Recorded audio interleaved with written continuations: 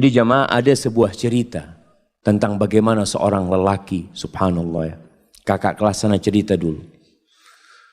Bicara nikah nggak harus punya pekerjaan tetap, tapi tetap bekerja. Biasanya kan orang tua bingung ngelihat, nah itu calon suamimu kerjaannya belum tetap, nah kata dia. Dia kerjanya serabutan. Alhamdulillah, yang penting mau bekerja. Rizki itu tidak harus dengan bekerja jamaah. Subhanallah, ada rizki dari arah yang tidak disangka-sangka. Yang orang nggak akan berpikir, ya Allah kok bisa fulan dapat rizki itu. Itulah Ar-Razzaq Dzul Quwwatil Matin. Kembali ke cerita bagaimana seorang lelaki ketika dia mau melamar seorang wanita. Itu subhanallah. Perempuan itu setiap dilamar oleh laki-laki, yang lamar ini orang-orang sukses jamaah. Semuanya mundur. Karena apa? Karena orang tuanya ketika datang itu lelaki melamar ditanya, mau dikasih berapa anak saya? Di sini berapa pasarannya Ustaz? Nah, nggak tahu Ustaz. Berapa pasarannya di Banjar jamaah? Berapa? 30? Ada 50? Iya. Oh yang 50 yang bagus jamaah. Nah, itu astagfirullahaladzim. Jadi 20 yang pertengahan gitu. Masya Allah. Tapi memang ada mahar, itu ada mahar standar jemaah. Setiap kampung itu punya standar yang berbeda-beda. Dan itu diperbolehkan dalam agama, nggak ada masalah itu. Umpamanya umumnya 30 juta. Sudah, orang tuanya tanya mau dikasih berapa? Bingung mau dikasih berapa, ini anaknya orang kaya. Akhirnya mundur semua. Datanglah seorang pemuda, dia dengar tentang anaknya Fulan ini, anaknya orang kaya ini. Dia ngomong sama sahib-sahibnya, anak mau melamar dia, siapa tahu diterima. Ya Allah, orang yang lebih sukses dari kamu mundur, apalagi kayak kamu. Nah, punya kayak, ya bismillah kan, siapa tahu diterima. Berangkat dia melamar. Ini tidak harus cinta, tapi cocok. Berangkat dia. Sampai ke sana ngobrol sama calon mertuanya. Sama ditanya sama calon mertuanya. Mau dikasih berapa anak saya? Apa kata calon mertua, kata calon menantunya, Bapak minta berapa? Oh Allah jamaah. Ini jamaah. Kamu jual saya beli. Minta berapa? Masya Allah. Karena dia memang maklar jamaah. Dia itu kerjanya maklar kemana-mana. Jadi ngomong gitu tuh biasa dia. Dia minta berapa Bapak gitu. Waktu itu sebelum Krismon jamaah. Oh zaman ini ceritanya jamaah. Kata orang tuanya berapa? 15 juta nggak apa-apa kata dia. Cuma 15 juta paman kata dia. Subhanallah jamaah. Jangan paman. Masa anaknya Ami yang dari kecil Ami rawat ya. Ami besarkan, Ami sekolahkan cuma dihargai 15 juta. Ami anak kasih 1 miliar. Betul ini ceritanya jamaah. Tapi sekarang anak gak punya duit.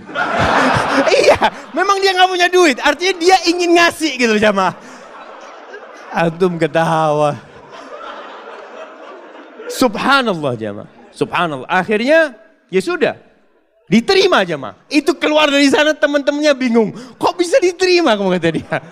Ada ceritanya kata dia. Masya Allah. Akhirnya menikah. Menikah dengan utang dia.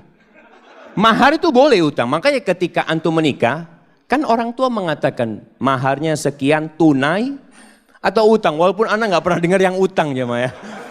Karena yang disebutkan maharnya itu cuma 100.000, 1 juta, seperti itu. Padahal kadang-kala maharnya di zaman sahabat itu, maharnya itu 1 kebun kurma. Jemaah. Isinya 400 pohon. Jemaah. Berapa miliar itu jemaah. Nah, itu bisa utang. Akhirnya menikah. Setelah menikah tetap kerjanya serabutan dia ya. Maklar, jual ini, jual itu. Dia punya utang 1 miliar. Subhanallah jemaah. Suatu saat dia cerita. Mertuanya ini ngobrol sama menantu-menantunya yang kaya-kaya. Cuma 1 yang miskin jemaah. Yang kaya-kaya. Ngobrol masalah durian jemaah. Oh Masya Allah durian yang enak. Durian ini, itu macam-macam. Akhirnya si menantunya yang miskin ini minta izin. Paman, ana mau keluar dulu sebentar ya, kata dia. Akhirnya dia keluar rumah. Ke tempat sohibnya, pinjem duit 20.000. Ana pinjem duit 20.000. Kan buat apa ini? Mertua ana kepingin durian.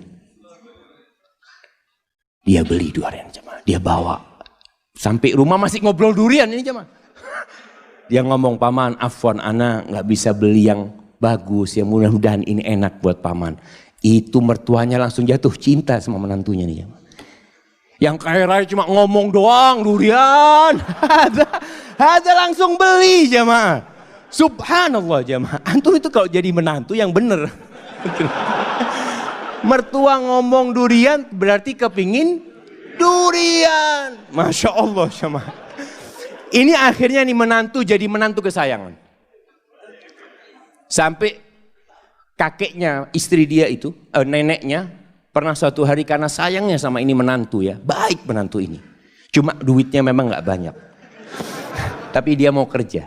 Makanya ketika itu dia mengatakan lupa. Salah satu yang diucapkan kepada calon mertuanya ini, paman anak saya gak punya duit. Tapi alhamdulillah Allah kasih anak akal bisa berpikir. Allah kasih anak lutut, anak bisa berjalan. Anak insya Allah akan lunasin hal itu. Subhanallah. Sampai suatu hari dia dipanggil sama neneknya istrinya. Kata neneknya, nak, nenek ini punya duit 500 juta. Nenek mau kasih buat kamu. Subhanallah. Jemaah. Si menantu malu jemaah. Janganlah nenek kalau mau kasih ke cucunya nenek. Biar nanti anak pinjam anak putar duitnya. Masya Allah. Antum ketawa. Ini laki-laki terhormat jemaah. Artinya dia nggak mau terima, dia nanti mau pinjam sama istrinya. Kalau sudah punya istrinya dia bisa pinjam. Masya Allah jemaah. Akhirnya diberikan kepada istrinya, duitnya diputar, dia lunasin 1 miliar jemaah. Maka carilah laki tadi yang nggak harus punya pekerjaan tetap. Masih banyak masyarakat Indonesia itu yang berpikir kalau cari pasangan hidup yang pegawai, yang sudah punya gaji tetap. Jangan sama orang yang baru usaha kecil-kecil nanti bangkrut dia katanya. Kalau pegawai kan ada jaminan nanti. Ada jaminan masa tua macam-macam. Ya, nggak harus. Maka itu kriterianya. Allah Subhanahu wa taala mengatakan, "In yakunu fuqara yughnihimullah min fadlih. Wa ankihul ayama minkum wasalihin min ibadikum wa imaikum in yakunu fuqara yughnihimullah fadl." Kalau mereka orang-orang fakir yang kalian nikahkan, Allah yang akan cukupi. Ini kejadian lain. Ada seorang wanita menikah dengan seorang lelaki karena dia sukses. Subhanallah, ketika suaminya bangkrut, minta cerai. Padahal sudah punya anak. Karena dia berpikir mau hidup senang dengan kekayaan. Wallahi jamaah ketahuilah. Kebahagiaan itu tidak didatangkan dari luar. Kebahagiaan itu tuh bukan di rumah yang mewah. Bukan di mobil yang mahal. La, kebahagiaan itu sesuatu yang ada dalam jiwa antum. Nerima. Irda bima qasamallahu lak takun aghnan nas. Kata Nabi SAW, ridholah engkau dengan apa yang Allah berikan kepadamu. Engkau akan jadi orang paling kaya, kata Nabi SAW.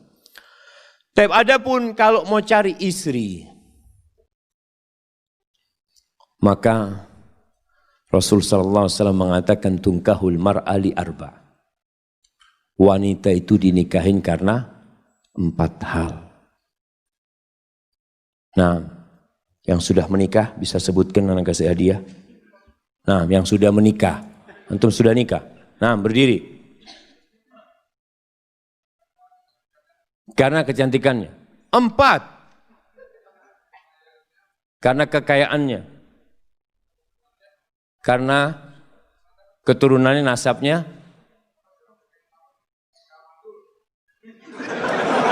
Karena enggak mandul.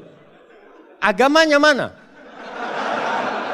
Taib, tunggu dulu pertanyaannya. Antum menikahi istri antum enggak nyebutkan agama, berarti antum cuma 3.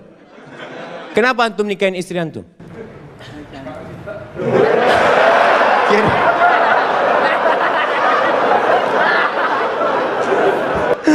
Masya Allah, Masya Allah. Ambil hadiahnya.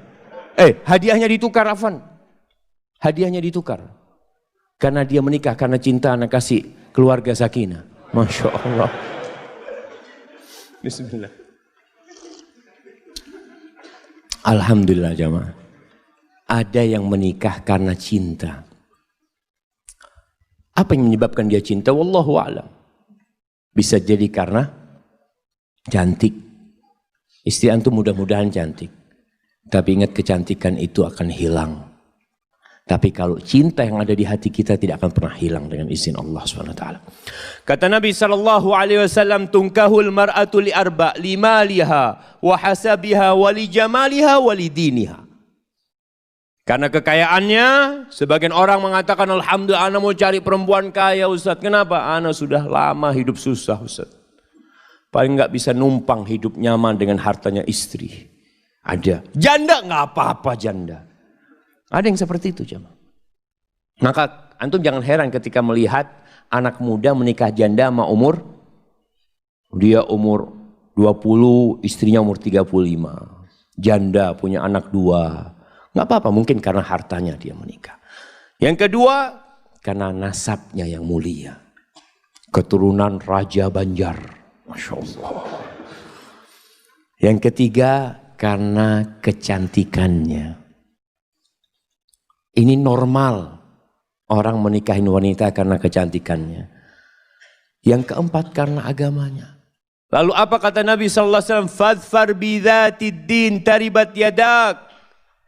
Kalau engkau ingin beruntung dalam kehidupanmu, engkau ingin merasakan kebahagiaan, keharmonisan dalam rumah tanggamu, fadfar bidhatid din. Berbahagialah engkau mendapatkan agama, mendapatkan wanita yang agamanya baik.